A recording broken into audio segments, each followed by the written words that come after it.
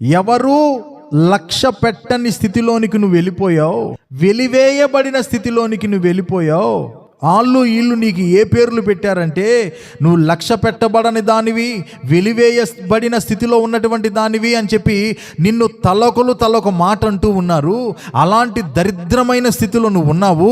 అయితే నేను నీకు ఒక వాగ్దానం చేస్తున్నా, నేను నీకు ఆరోగ్యము కలుగజేసేదను, నీ గాయములను మాన్పెదను. దేవాది దేవుడే చేస్తున్నటువంటి వాగ్దానం ఎవరికి? సియోనికి. సియోను అంటే తన బిడ్డలు, సంఘం. ఇది ఎలాంటి స్థితిలోనికి వెళ్ళిందంట? అందరి చేత అవమానపరచబడే స్థితిలోనికి వెళ్ళిపోయింది. ఎవరి చేత లక్ష్య పెట్టబడని కాస్తంత గౌరవం కూడా లేని పరిస్థితుల్లోనికి వెళ్ళిపోయింది.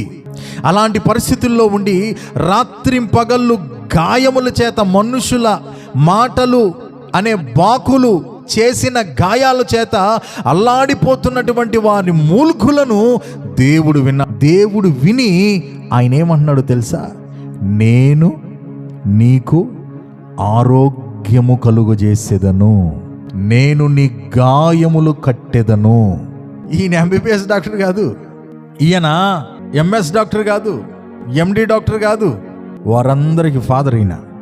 వారు గాయాలు కట్టాలంటే కత్తిరులు కావాలి, ముత్తి ఇంజక్షన్లు కావాలి, చాకులు కావాలి. కానీ ఈయనకి ఏం అక్కర్లా, ఒక మాట చెప్తే చాలు గాయాలు కట్టబడతాయి. ఆరోగ్యమే మహాభాగ్యం. నిజమేగా?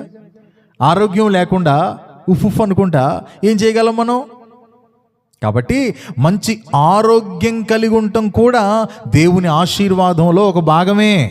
మరి నాకు అది లేదయ్యా, అందుకేనయ్యా దేవుడు నీతో మాట్లాడుతున్నాడు. అది మనకు లేకపోయినా ఆయన ఆరోగ్య ప్రదాత. డాక్టర్ గారు ఒక మనిషో, అమెరికాలో చదువుకుని వచ్చిన ఆయన చెప్తే మనకు అంతంత మాత్రం గ్యారెంటీలు.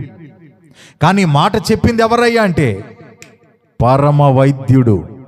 హల్లెలూయా. ఆపరేషన్ చేయకుండా గుండెను లోపలే పెట్టి సెట్ చేయగలిగినటువంటి దేవుడు.